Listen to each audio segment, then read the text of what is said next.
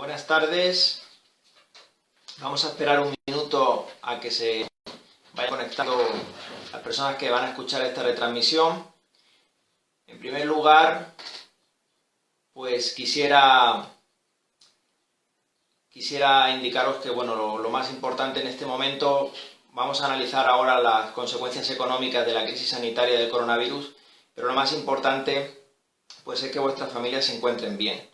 Entonces, pues trasladar ese mensaje de apoyo a todos los que nos están escuchando.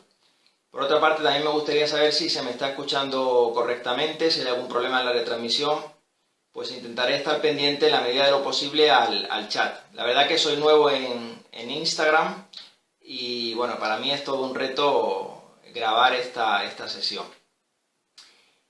Bueno, pues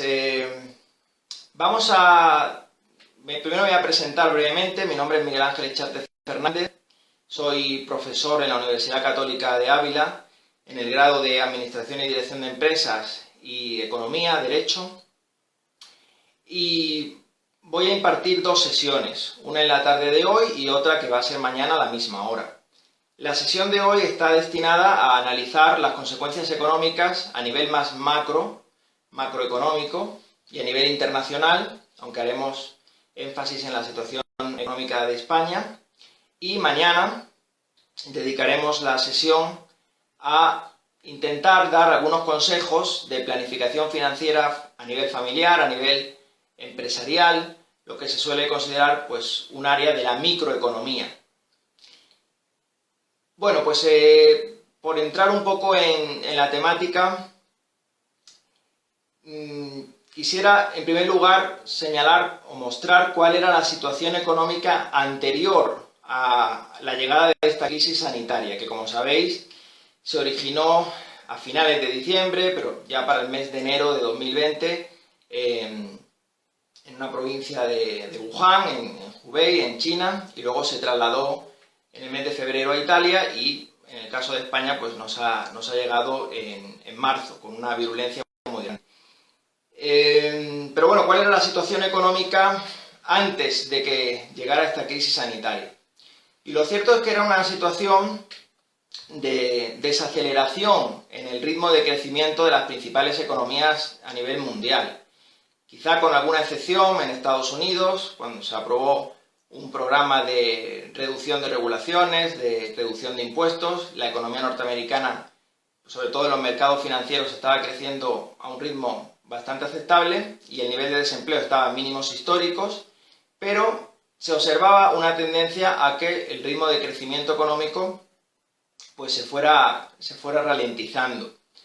Eso se debe a muchas causas. No vamos a entrar en eso hoy, pero por apuntar algunas, pues la guerra comercial entre Estados Unidos y China. La guerra comercial al final pues es un rebrote proteccionista y es un proceso de desglobalización de la economía internacional. Cuando un país pues sube los aranceles para proteger su industria nacional, pero al final lo que distorsiona es la asignación de recursos a nivel internacional, la división del trabajo. Al final, las economías modernas estamos muy especializados en producir una serie de bienes y luego somos consumidores generalistas.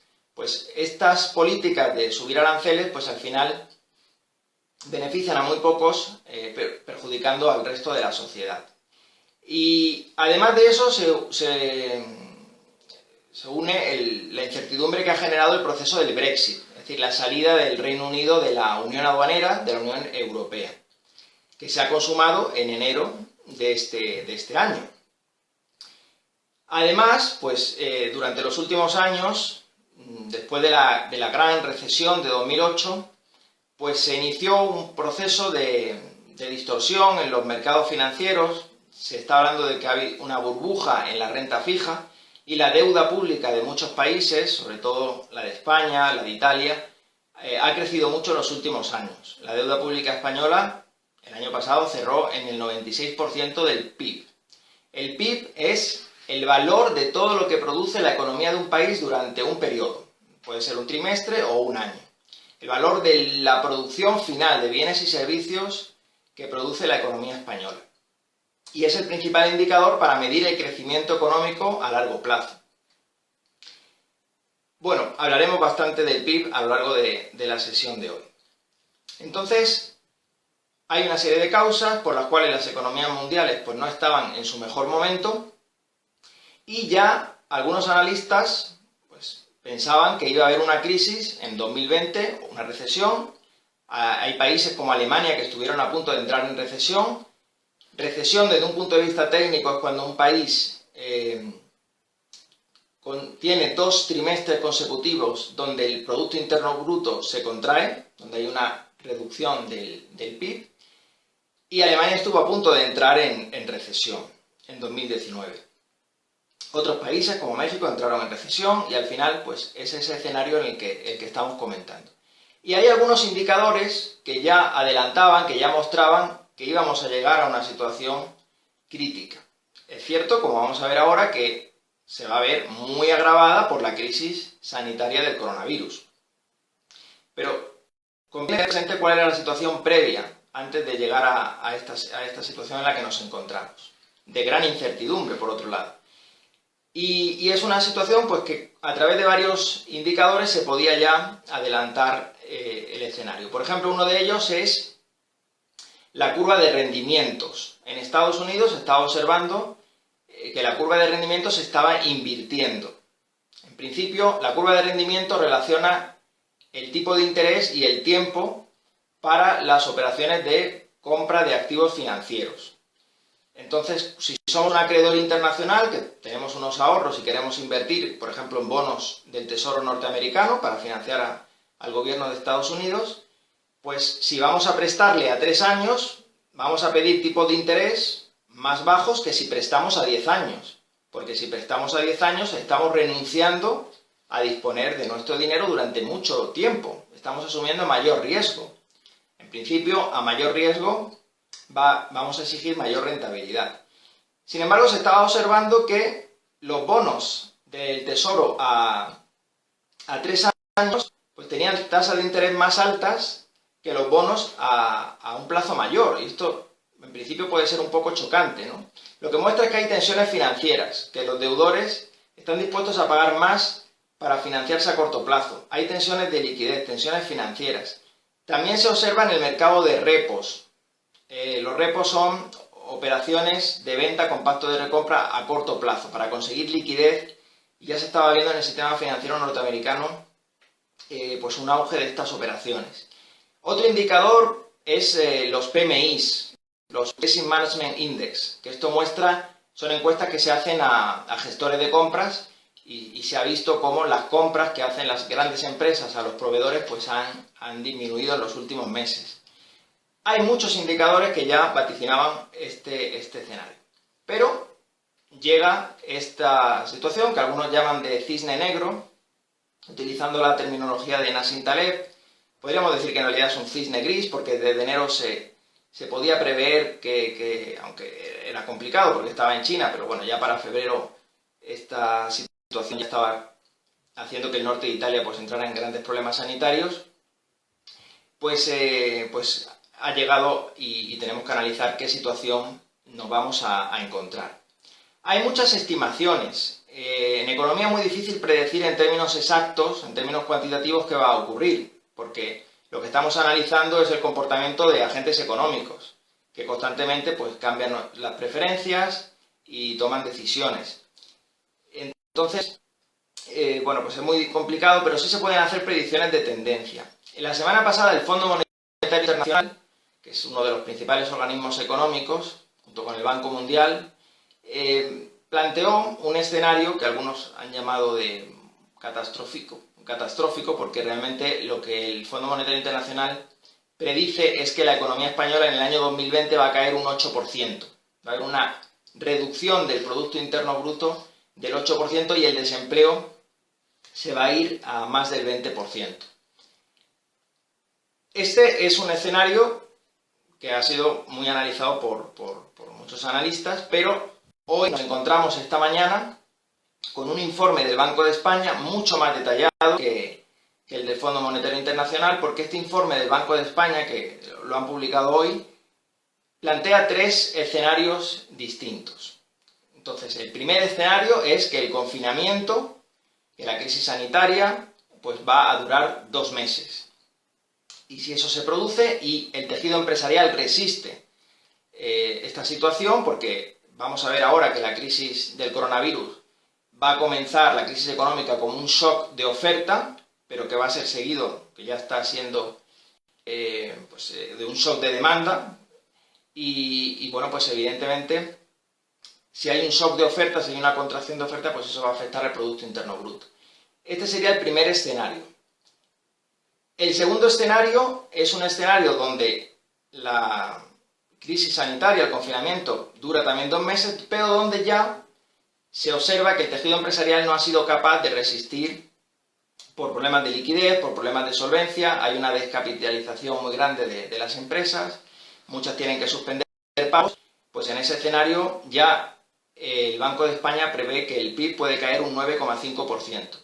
Esto es bastante grave. Pensemos que en el año 2009, después de que se pinchara la burbuja inmobiliaria, burbuja financiera, la crisis de 2008-2009, el Producto Interno Bruto de España cayó un 3,7%. Y estamos diciendo que en el mejor escenario, pues eso se puede llegar a duplicar. El peor escenario que plantea el Banco de España, pues ya implicaría una caída de más del 12% del PIB. Realmente es una caída de la producción que no se había visto desde después de la Guerra Civil. O sea que realmente es un hecho bastante histórico y preocupante. En ese tercer escenario, pues lo que el Banco de España plantea es que la crisis sanitaria se prolonga por más de 2 meses, o bien que aunque dure menos, los hábitos de consumo de los agentes económicos cambien y muchas empresas no resistan esta situación. Estoy pensando en sectores que se van a ver muy afectados por la crisis, como el sector de la restauración, de la hostelería, de las agencias de viajes, las aerolíneas, el pequeño comercio, y bueno, todos conocemos un poco qué sectores se pueden ver más afectados de esta paralización de la actividad económica. Y en ese escenario, en ese tercer escenario, el Banco de España estima que la deuda pública española, que recordad que estaba en el 96% del PIB, pasaría al 122% del PIB. Esto es la deuda pública más alta desde finales del siglo XIX. Y eso implicaría, también iría aparejado con un déficit público, es decir, la diferencia entre lo que gasta el Estado y lo que recauda, por ingresos o por otras contribuciones, del 11%. Pensad que en la crisis de 2008-2009, que luego tuvo un rebote, que fue una crisis en W porque hubo una pequeña recuperación, pero luego se volvió a caer bastante la actividad económica, se llegó al 10%. Y en el año 2012 España estuvo a punto de suspender pagos.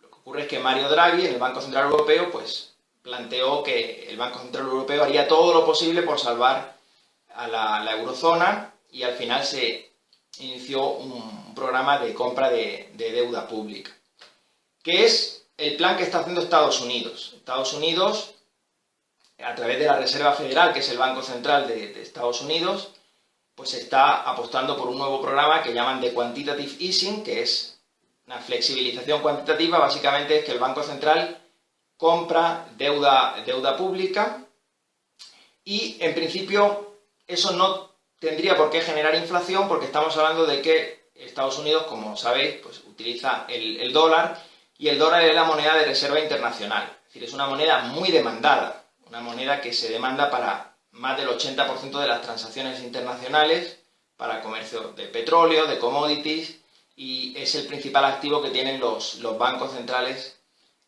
como reserva. Por lo tanto, pues tiene más margen de maniobra. Y es lo que está haciendo, ¿no? Además de inyectar planes de liquidez. Eso con respecto a Estados Unidos. Evidentemente, países que tienen monedas débiles y que tienen autonomía monetaria, como puede ser, por ejemplo, Argentina, pues sí pueden ver escenarios de unas tasas de inflación muy altas. Pero vamos a entrar un poco en nuestro ámbito, en la eurozona y en el caso de España. Como decíamos, un shock de oferta, es decir, una contracción de la oferta por el estado de alarma y de confinamiento que se ha decretado en la mayor parte de países. Entonces, si no producimos, pues somos más pobres, nuestro nivel de vida va a caer, y no producimos porque no queramos, sino porque no se puede en estas circunstancias, pues evidentemente la crisis sanitaria es la mejor forma de luchar contra la crisis sanitaria, es el confinamiento, pero para la economía es lo peor que puede ocurrir, ¿no? No vamos a entrar en el debate de qué balance habría que hacer entre el tema sanitario y económico, porque al final también, si la economía se derrumba, pues eso va a afectar a la salud de muchos ciudadanos. Es decir, que al final esa dicotomía que se está planteando, pues no es del todo cierta. Hay que proteger la salud y los ingresos y la economía de los ciudadanos. Pero entrando un poco en materia, pues eso, un shock de oferta que va seguido de un shock de demanda. Es decir, los agentes económicos, ante la incertidumbre que se está generando, pues van a intentar reducir los gastos en la medida de lo posible, acumular liquidez. Si tenían inversiones en activos arriesgados, desinvertir para conseguir liquidez. Se ha visto un desplome de los mercados financieros de renta variable a nivel mundial, en China, en Estados Unidos, en el IBEX 35, que es el principal índice bursátil de la bolsa española, y es bastante lógico en este escenario. Por tanto, shock de oferta que va seguido de un shock de demanda muy fuerte. Y que esperemos que no se traslade a un shock financiero, que acabe afectando al sistema bancario y a la solvencia también del sector público. Porque evidentemente si el déficit público crece mucho y la deuda pública también, pues puede darse la situación de que España pues suspenda pagos, el gobierno, y se tenga que acudir a un rescate por parte de la Unión Europea. Y ahora vamos a entrar un poco en qué alternativas hay a nivel europeo que se han estado mencionando en los últimos días. Entonces, vamos a analizar esto y después tratar un poco las principales medidas que ha anunciado el Gobierno de España. Básicamente, un programa de 200.000 millones de euros, que iremos desglosando en qué consiste.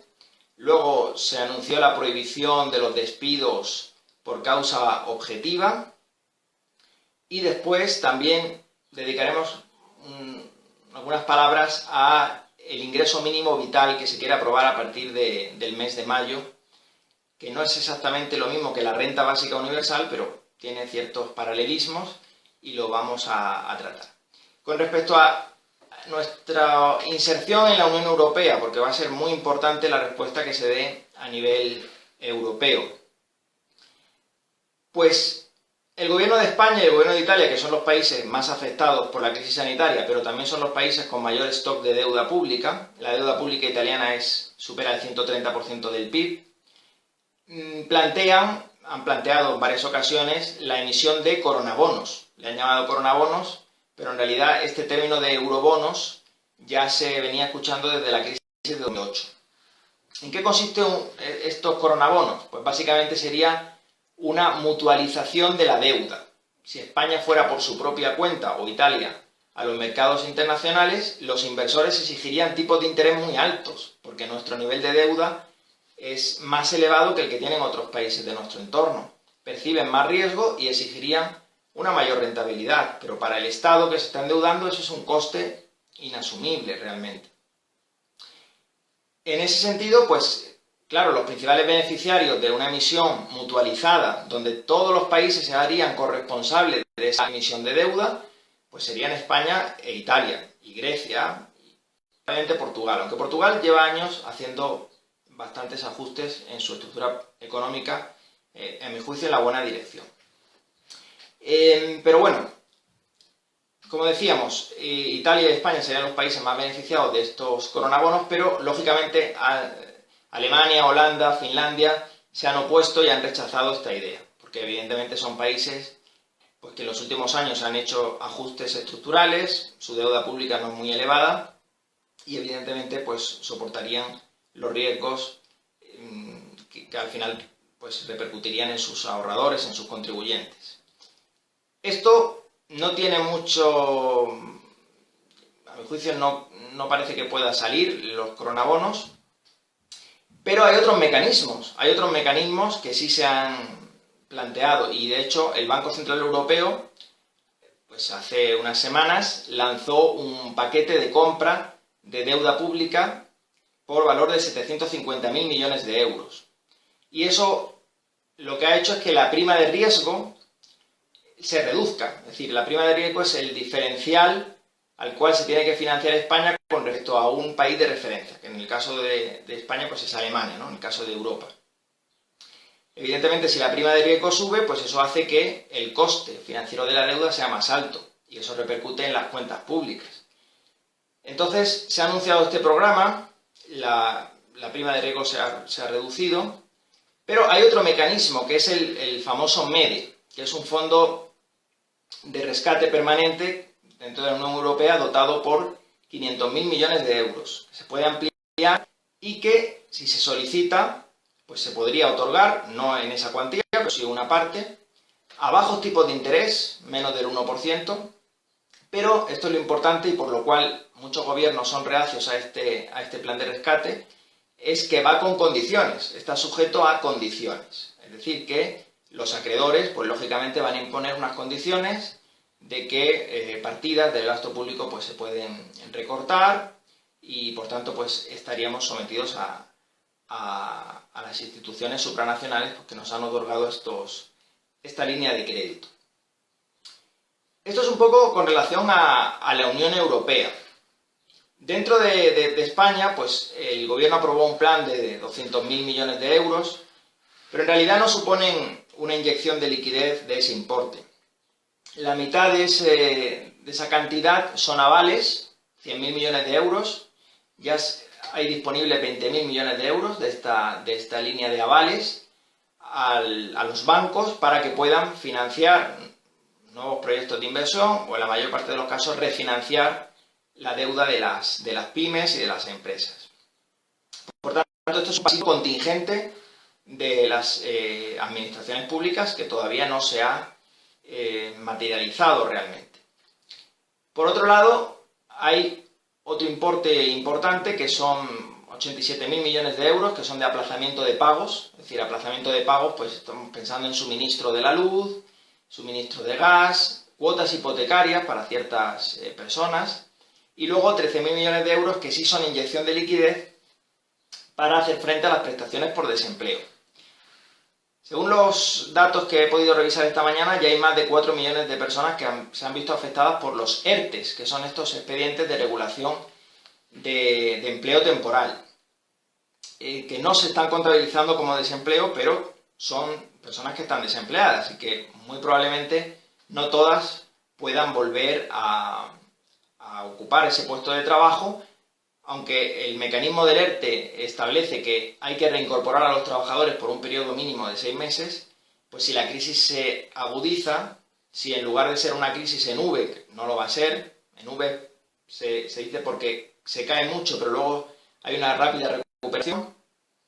Siendo optimista, la crisis puede ser en U, es decir, que haya una caída, una fase de profunda recesión y luego se vuelva a recuperar la actividad económica, o probablemente pues, en forma de L, que es un poco lo que ocurre en Japón, es decir, un estancamiento completo de la economía después de una crisis muy profunda.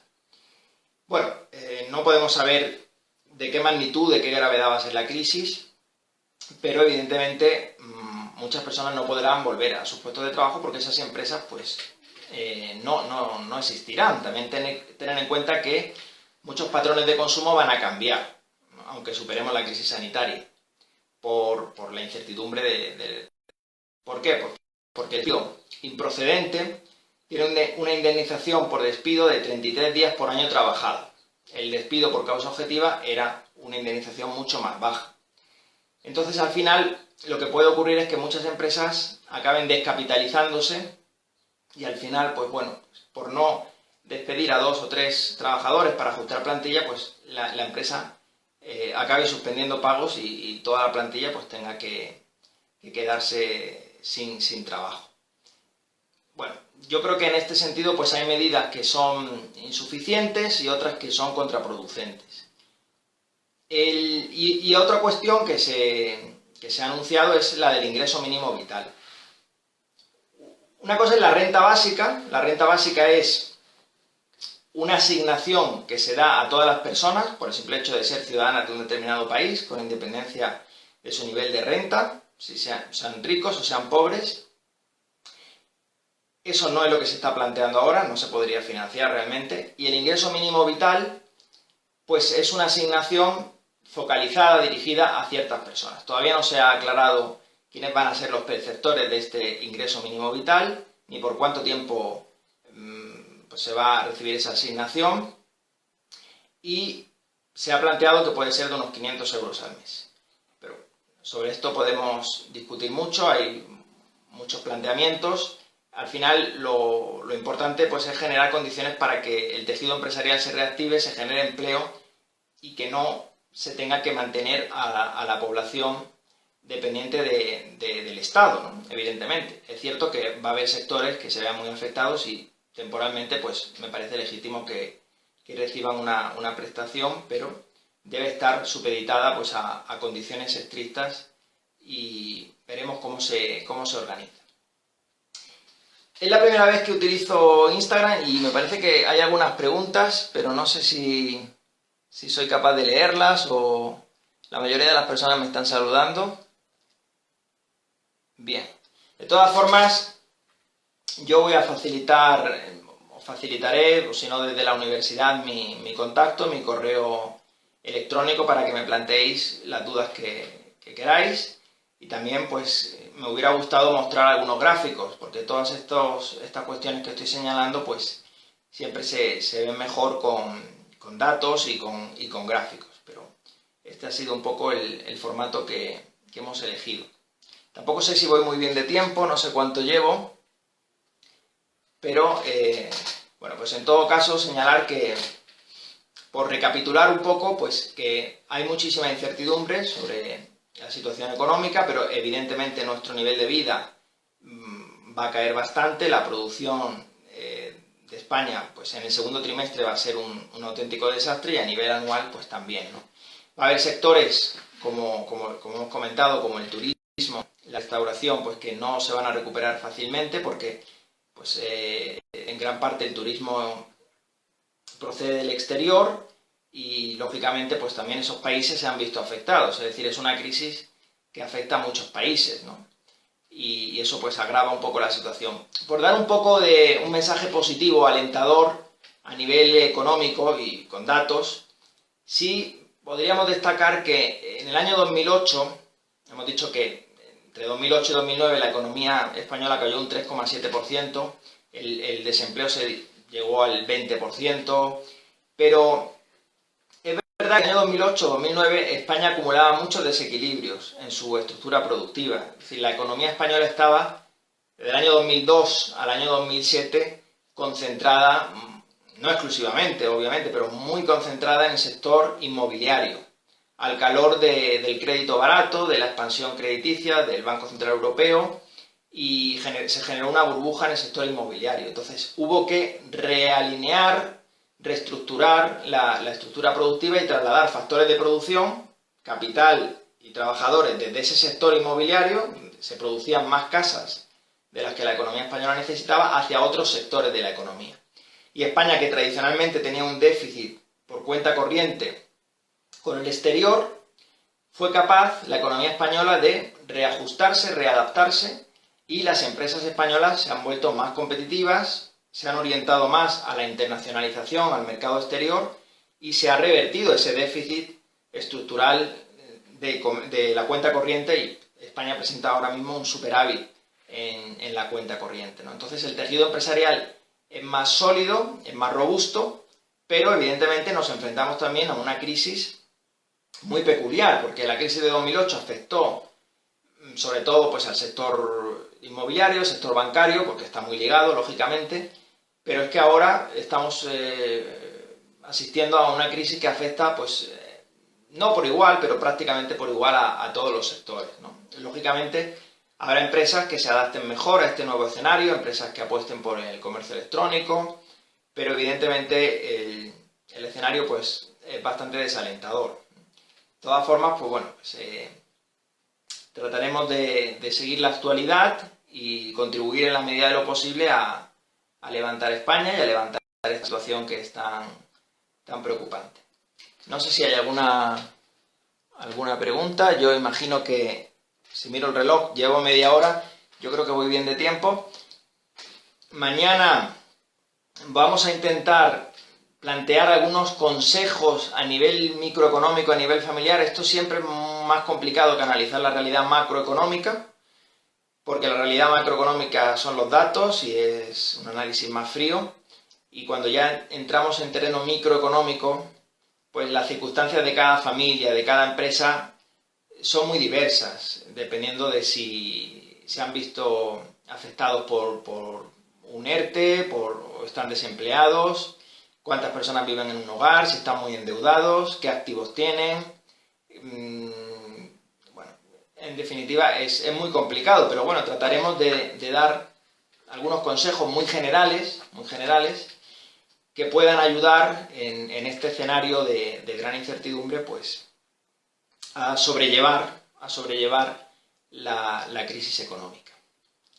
Así que sin más, lo vamos a dejar aquí y voy a intentar parar la grabación y que se guarde para que podáis verlo a lo largo del día de hoy y también que lo puedan subir al canal de YouTube de la Universidad Católica de Ávila. Muchas gracias y hasta la próxima, hasta mañana.